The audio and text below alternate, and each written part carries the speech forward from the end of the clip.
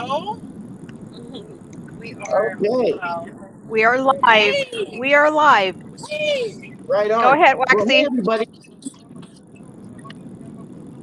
I would love to give a quick intro to the show today. Guys, I'm Waxy Brown. I'm a proud author from the Courage in Cannabis series, and I'm here today to start off this wonderful new show with a lot of good friends of mine. We're talking about the Courage and Comedy podcast, which is brought to you from the Courage in Cannabis family, which I have to say are some of the most wonderful and unique people I've ever come across, and I'm very happy to be on this fun little bus with them.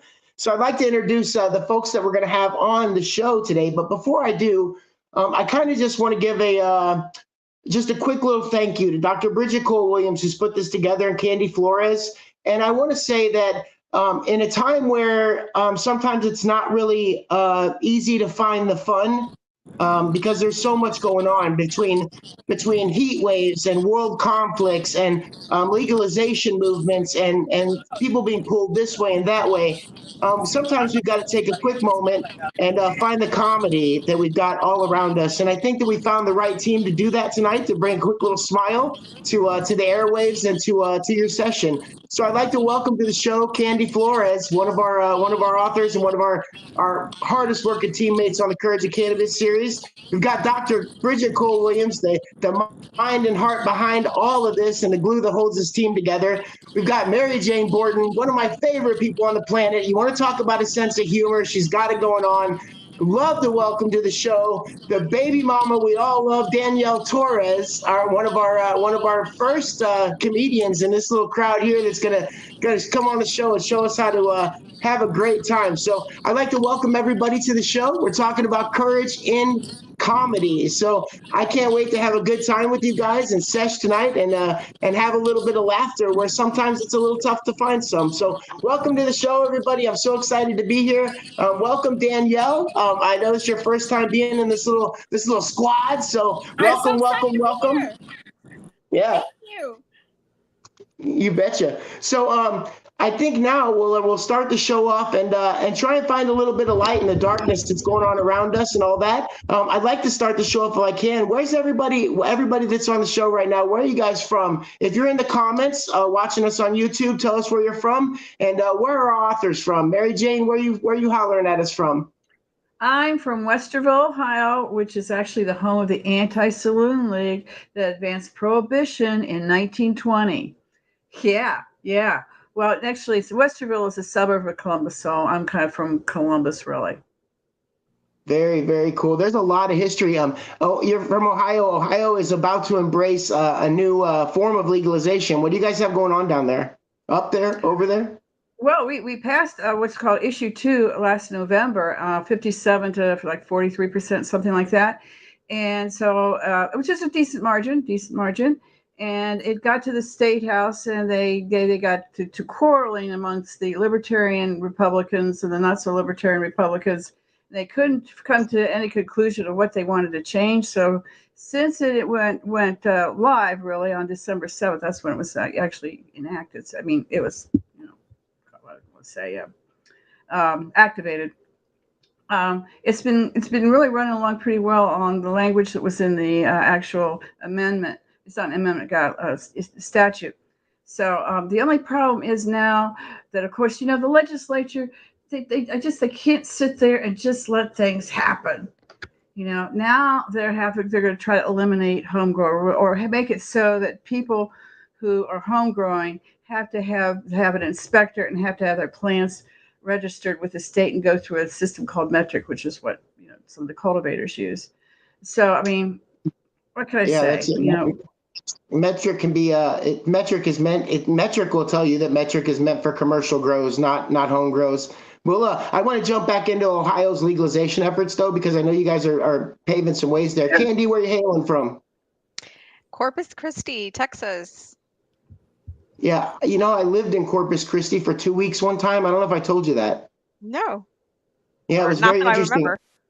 Yeah, I got out of my car. I've been driving for like 16 hours. Got out of my car next to the beach. And Corpus, if you've been in your car for 16 hours just with the air conditioning, has a very fishy smell to it. And I was not expecting that. But I lived there for 2 weeks, and then my probation officer from Missouri called me back then. This was back when I got out of high school for some weed charges. Called me, said, you got to get back to Missouri. So I only got to live there for 2 weeks.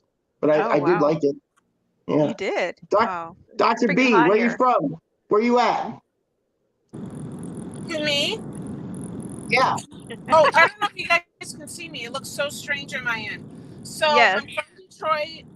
Always from Detroit. But I'm living in Columbus on my way to Cleveland because I'm going to the Cleveland School of Cannabis graduation, and we're taking the bar for them to celebrate and elevate. And so we're really excited about that. And we made some custom drinks for them, so it's going to be really exciting. And then I don't know if you can see it. See, I can't see it. Let me see. Hi, Candy. Oh, you can see me. Hi, Oh, you guys. can? Yes. Our camera is so weird. Yeah, it's like Hi, a little y'all. slither. Hi, Waxy, Mary. Hey, Hi, everybody. Danielle. Hi, Candy. We Hello. are on the Candy, West Coast. Candy. I get to listen. Look, I get to listen in to this nice show while we're on the road. So thank you guys. Yeah, And that's I'm from Columbus, also. Okay. very cool. We are on the road to Cleveland. Oh, now there you see us. Yeah, now it works. All right. Everybody's favorite baby mama. Where are you from? And tell us a little bit about you, because I'm excited to have you So on the wait, show. wait. We were having Hold fun up. before we started. Waxy, wait. Hold up. Wait. So first of all, let's start off with my girlfriend Danielle from Corpus Christi. I'd love to, introduce her, but I want to remind you this is her first time. She's not experienced. I'll So go please. easy. Of all the Okay. things I'm still a virgin at, right? I will be extra never smoked weed? gentle. Really? So my name is Because Danielle Torres. Waxy's fully experienced, but Danielle, please. So I don't think Waxy. he's ever smoked weed. Yeah, my name is Danielle Torres. I'm from right here in Corpus Christi. I'm a transplant from California, Los Angeles, and I met Candy. It's actually a funny story. It had to do with my baby daddy, and I am now the author of the Baby Mama Bible. I wrote the 10 Commandments for single mothers and how to kind of get themselves through the struggle of surviving single motherhood, which includes commandments like "Thou shalt not slash tires." You know, I really felt like having a platform in comedy. I am not talking to my people, my women, the women who have gone through the warfare of parenting.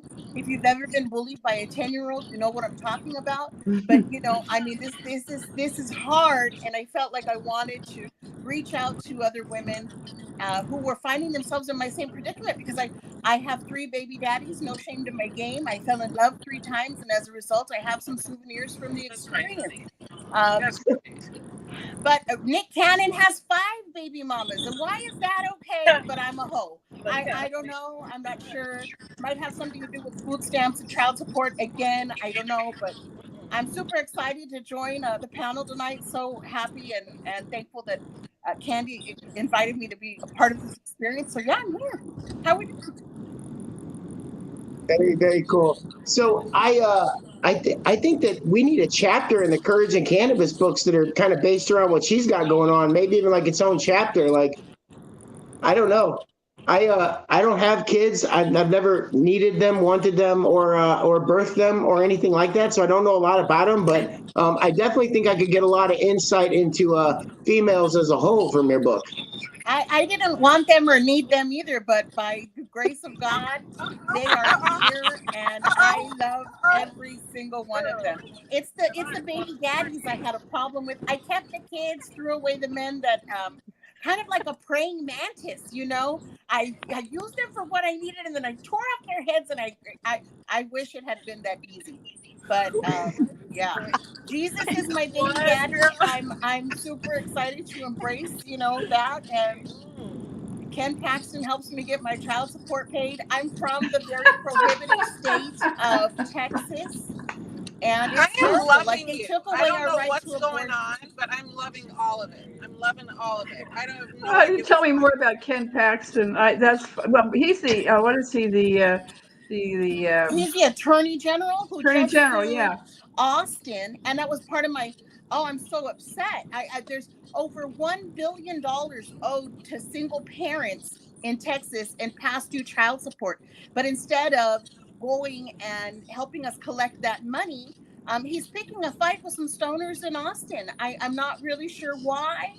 But I would like to help redirect his vision back to the things that matter. We would So too, let me because ask you he's this. trying to keep that one initiative off the ballot. I'm really familiar with initiatives. Yeah, Have you he's thought about have you thought about starting up your own collection agency for these funds and going out and getting it like in mass? my life has been threatened, so I can't. I really can't. That's, I really wanted to start like a website of baby daddy, child support evaders. But I'm from the home of the baby daddy, A.B. Quintanilla. I don't know if you know him. Selena's brother. He owes most of that $1 billion in child support is because of A.B. Quintanilla. So trying to do what I can here and contribute. So the baby mama Bible was kind of wrought out of that. There's so many of us women who don't really know what to do, and we got these men who don't want to pay child support. How do we go about collecting that? I really wish there was a good old. They used to do child support roundups. They'd send all the men like, "Hey, you want a brand new TV? Come and pick it up at this address." All these dummies would show up to get their free TV, and what they got was, That's right. That's right. Good idea. A baby Good mama. idea. Well, let me ask you this, Danielle. If I'm going to buy one of your books, right, and I see you at a book signing, and you're going to sign the book for me, like, how do you sign that? Do you say like, "Go get your money, Danielle"? Like, how do you? What? No, I signed that baby mama supreme, Danielle. I am a legacy baby mama. My mom was a baby mama. Her mom before that was a baby mama. So this is like generational legacy or trauma. I'm still working it out. I'm not sure. But So yeah, that's. do you have daughters that you're currently training to be better baby mamas or anything like that? I would like to train my daughters to not be baby mamas. I'll be honest with you. Like just don't So you have want to? kids. Just don't have kids. I'm about having some like grand puppies and grand cats or something. Like I'm fully set up for it. I don't want any grand kids. So any kind of grand animals. Yeah, I get grand animals, grand animal cookies. I'm even more down for. So however it works out. Yeah, I wanted really. I think my purpose with the book too was to talk about turning this generational trauma, obviously that's been in my family, to like some Right. kind of generational knowledge, generational wealth, generational. Hey, we're gonna heal from this and do better. That's right. Next Break the time, cycle, obviously, says because Dusty. yeah, I tried 3 times and now I'm giving up. There's no more kids for me. No more baby daddies. So how long has the book been out? The book, I just did an ebook version of it last year. It's on Amazon Kindle, as a matter of fact. You can find it there. There's the links on my Facebook and my Instagram if you look up Danielle Torres. Um, it's been out, and since it's been out, I found that I'm missing a lot of stuff, and so I'm actually working on the print version now of Baby Mama Bible version 2, which is kind of like how I came to these conclusions. Like the ebook is just, here's what it is, here's the commandments, like don't sleep with your baby daddy. That's absolutely, that relationship is over. Don't go back. Look, I'm not. Don't worry. Because the only thing that man is going to do is break your heart again and get you pregnant one more time for a kid that he's not going to pay child support on, So I had to take this knowledge and put it out there so that other women could maybe not do what I did a couple of times. Okay. So I know the book is funny, and I know you're a comedian, but I'll bet you that you've had some pretty heartfelt readers reach out and say, "Hey, this touched me in a way that's maybe a little bit different than a knock knock joke." I've been really fortunate to have now international readers. I had a review from Australia, as a matter of fact, and it was just the absolute best thing to know that to be reminded that single motherhood, single parenting, baby mamaness is not just a United States problem. That's That's like right. a worldwide Oh problem. yeah, I bet you there's worldwide, some girl. woman in North Korea that's really pissed off that this guy made her That's fall in right. love with him, got her pregnant, and then took off and isn't paying her any child support either. Yeah. I would, like to be able to continue to reach out to those women. And really, this is just my flag in the sand that's going to say, hey, it's all going to be okay. And if we can laugh at it and laugh our way through it, we're all the better for it. Yeah, yeah. So obviously, we're at heart, we're a bunch of stoners. When it comes down to it, you're on a cannabis and comedy show. How much of what you do, the lifestyle that you live, because listen, you've taken adversity, flipped it on its back, and made it into something absolutely fun and wonderful. How much does cannabis have to play into what your vibe is, everything you got going on?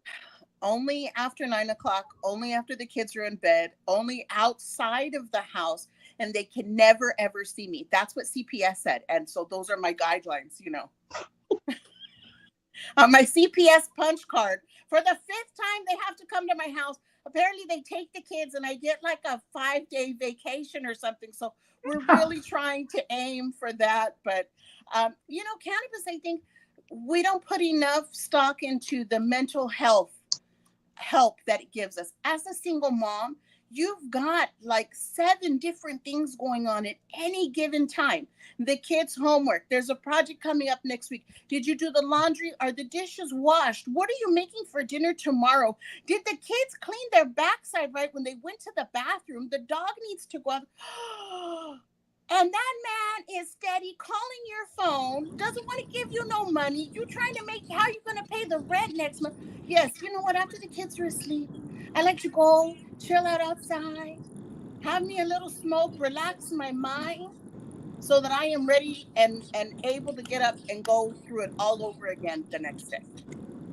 Powered by cannabis. Preach. Powered by cannabis. That's right.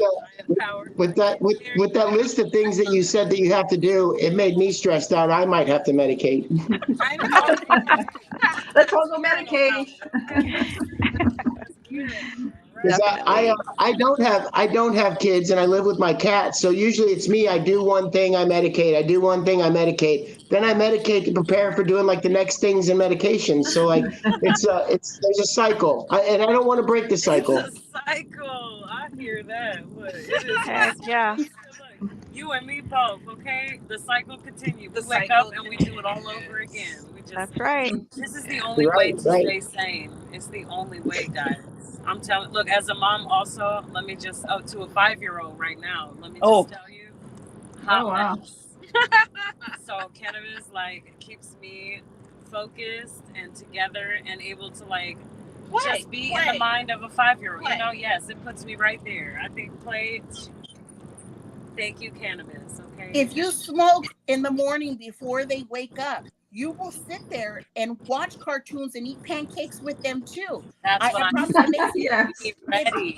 They're like, what cartoon are we watching watching? Miss Rachel is so much better. That makes a lot of sense. That makes a lot of sense for me because my mom always watched cartoons and ate cereal with me in the morning. So. She was the mom. You got a cool mom. Those are the best moms, right? Those are the best moms. Look, fathers. Absolutely. Give it to them. I know there's the father. Some good. Look, there's somewhere. Somebody out there. Are you out there? Mary Jane, do you have children? I have a son, and I just become a grandmother. Oh, congratulations! Congratulations!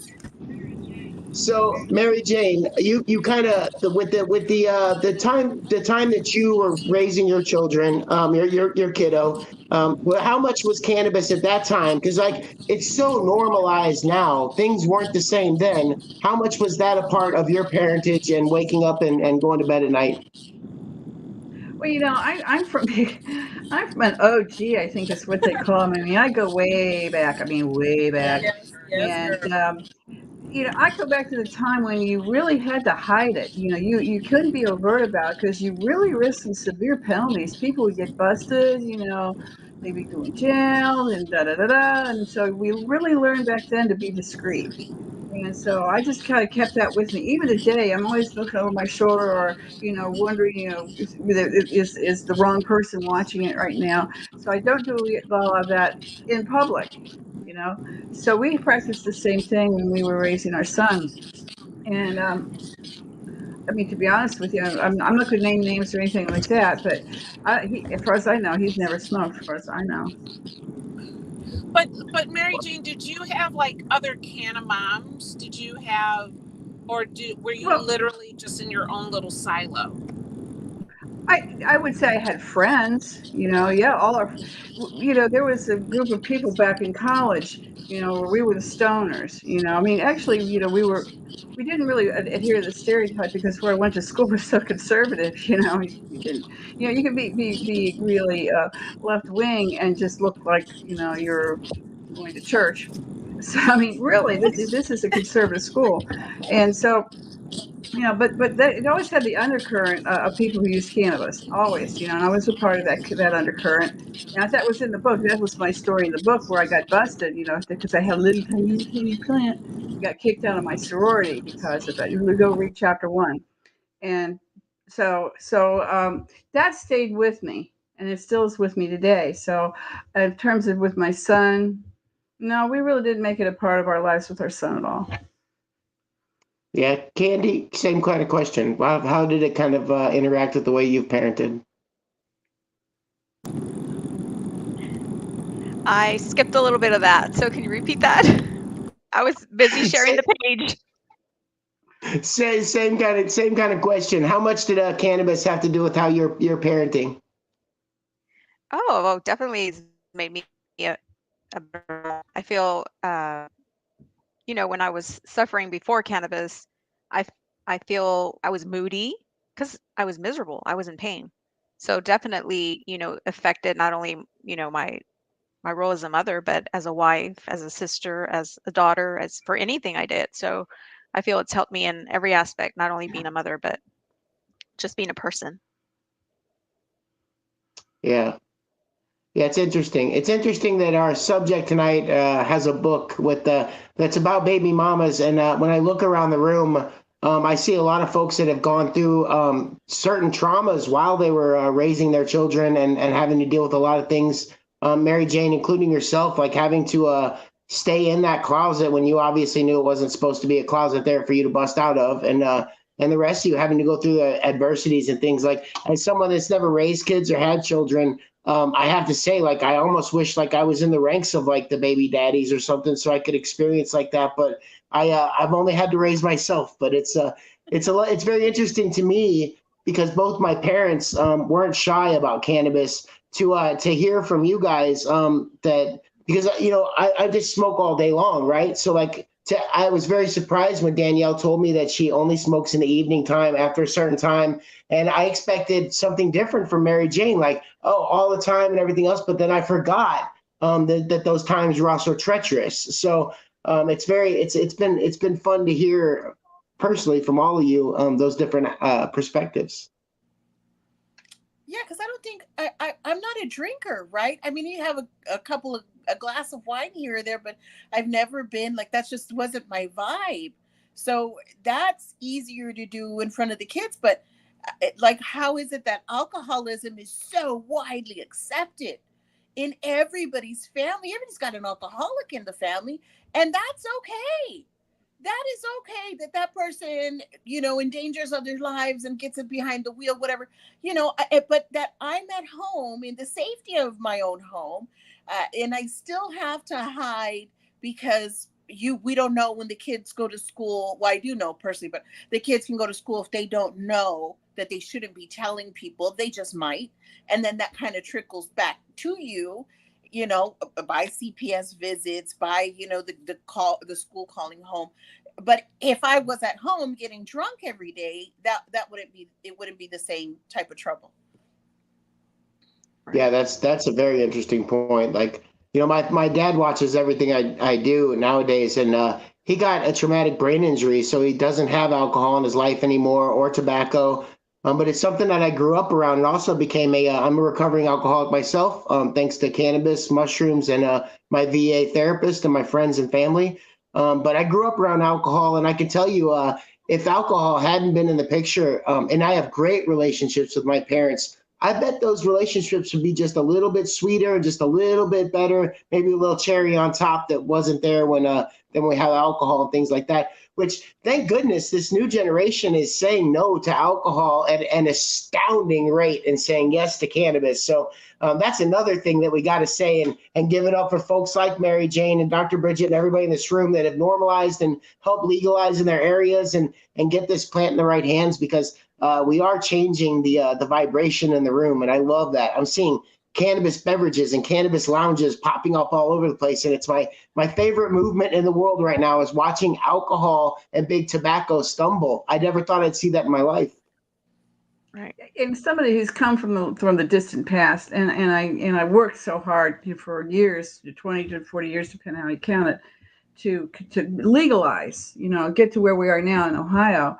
When I go to a dispensary, and I know Ohio's probably better, worse than some other states, but I go to a dispensary and I'm looking at what I want to buy, this week, and I'm going, gosh darn, there's 50 different kinds of flour to choose from. 50, let that sink in. 50 different kinds of flour. Now, I remember when you got that baggie from your friend, it came in an actual bag. You licked it to seal it, and you go, hey, you guys got I any? cannot Oh, even darn. imagine. It's summertime. Oh God, no, because back then everybody grew it, not indoors but outdoors. So when the season changed, that mattered, because it would all of a sudden you'd have a dry spell. Oh my God, what am I going to do? And people don't remember that. I remember it because I'm old. But Yeah. I think those stories need to be told, because then people go, really? Yeah, Yeah, really. it's a true story. I come from the traditional market, as my arrest record will tell you. And I can tell you this, like, it didn't always come in a little pretty jar in an eighth and weigh exactly what you wanted it to. There were cats like us that were bringing in spare tires and having to use hacksaws to get through the rubber to pull out the 8 pounds of brick that we just got in army duffel bags. Like, we've had guns pointed at us, and unfortunately, sometimes in the past, the market has had to point guns back. And like, that's what we see nowadays is like, yes, there's this beautiful vibration of retail, but please don't forget the traditional market, because the crazy part is the traditional market is still selling 90% of the cannabis in the United States of America, and they're going to continue to do that. That's where we call home. We love to go out and shop, and we love to be tourists for a little bit, but we know where our heart and our home is, and it's in the traditional market. And that's with all love to my cannabis sponsors for my show. All love. Well, I still can't, even though I came from that era, I still can't help but be just intensely gratified by 50 different kinds of flour to choose from. And then you got your oils, and then you got your topicals, and then you got your, So your so you drinks, actually have to beverages. medicate to go in and decide what You have to what flour medicate you when you want. sit there at your computer and go, gosh, I have no idea what to buy here. Yeah. Yeah. Okay, I cannot even well, let's see what imagine. the We have That's THC that. Mary is. Jane. That's why. That's why they do it. That's why they do Yeah. it, because you're going to need more medication, And and they know it works. my favorite part is at the end when I look down at the receipt and realized I paid just about as much in taxes as I did for that cannabis. And it's like, guys, we're going the wrong Wow. direction here. See, I don't have to pay taxes because I'm a patient. Yeah, we have in Missouri, we're pretty blessed, honestly. We pay a 4% tax for medical, and then our recreational market pays a 6% tax. But just like any other place, it's not just your city that's taxing you, or that medical tax, or that rec tax. You got to throw that on top of your county taxes, which now we can double dip county and city taxes legally according to the courts. So right now, it's kind of, you're going to pay a lot when you go buy weed from a guy named Chad. It's just how it works. Wait, you're paying 4% tax? 4%. 4% tax, and then you said 6% for recreational. 4% if I'm a medical card holder. Our medical tax is 4%. That goes to 100% of that goes towards our Veterans Commission. And then on the recreational side, our rec people pay 2% to the Veterans Commission, 2% to addiction programs, and another 2% to our public defender program, which I think is like one of the things that every state should do is fund these public defender programs, because those are some ridiculous attorneys for nobody wants a $28,000 a year attorney. So we need to start paying and getting better attorneys for our indigent folks, the folks that don't have money to fight these cannabis cases or any case. Amazing. Absolutely. That is amazing. Absolutely amazing. Yeah. Yes. We, like I say, it said that the adult use will be on dispensary shelves by the end of June. You know, they just released the application forms for it, and basically because you have the medical program already active, and they made it so that the applications for the adult use are very similar in terms of what they need. So these companies are now already just almost cultivating in preparation for their launch at the end of the month.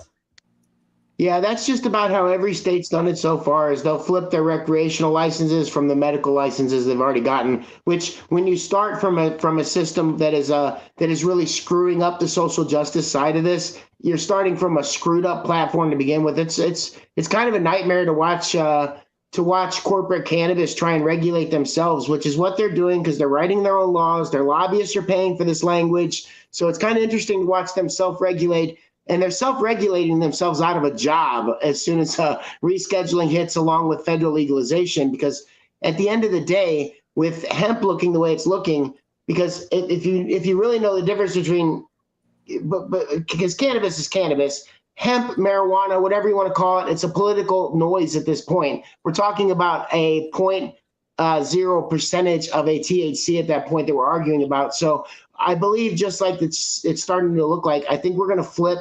The United States as a whole is going to flip to a recreational farm bill style cannabis, your hemp, as well as a medical marijuana status, which is going to be all your supply chain from your cultivators to your dispensaries to big pharma to Walmart, Walgreens, and your gas stations. Well, that's quite. That's an interesting group.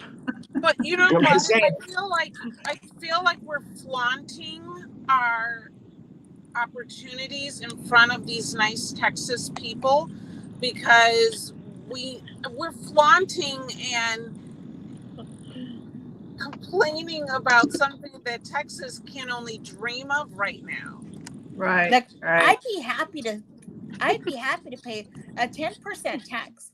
And I'm listening to you guys talking. I'm like, so you guys just never tip your weed man? Is that what happens? Because, like, if they bring it to me, I'm giving them a $5-10 tip.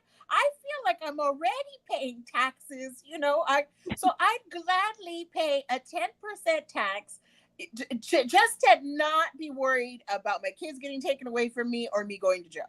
I'd be glad to. I feel that 100%. You want to know what my biggest quirk is with dispensaries and the medical scene altogether? It's in the street on the traditional market. The one thing we never really enjoyed was a lingerer, somebody that's going to hang around your living room for a long time after you sold them a bag. And that's not rock. So why are you making me linger when I get there? I don't even get to the weed for a while. I got to talk to one person who's going to take my ID, all my information, and then I'm going to talk to the next person who's going to be some security guy that honestly, you're not doing much, bud. You're just standing there looking at IDs. We don't have a lot of problems here. So, like, at the end of the day, you've made me wait sometimes up to 20 minutes. And that's if I'm there with nobody in line. If I got to get in the line, it's over. So at that point, that's my biggest problem with the medical and the recreational is I don't like to linger. I like to get and go. Even my plug knows I'm not hanging around. Don't offer me a seat. I don't want something to drink. I'm probably not going to eat your food. I need to grab that bud and get on. And you can't do that at dispensary. It's a 30-minute thing at a dispo. Yeah. Not really. Now, maybe because they're kind of slow, but most of the time, if I do a pre-order, I go in, I show my ID, They let me in, and usually I walk right up to a counter, and say I've got a pre-order, and then they ring it up and I walk out. And I think it's about 10 minutes total. But Mary Jane, that's because you lingered on their website looking at those 50 strains for 30 minutes. For hours on their website. So Mary Jane's the same as I am. She wants to get in, get what she wants, and get out. I hate to wait. I remember this is the first time I remember when the dispensary opened in Columbus, the very first one. A friend of mine and I wanted to go be in line there. We want to go to the dispensary because this is the first time you get to buy weed, and this is going to be great. And this was in late March, and the temperature outside was about 25 degrees. And I can't believe the dispensary was so stupid to have that patients, my friend I went with has a brain cancer. She was one of the longest standing living persons who have this type of brain cancer. So she and I are standing in line outside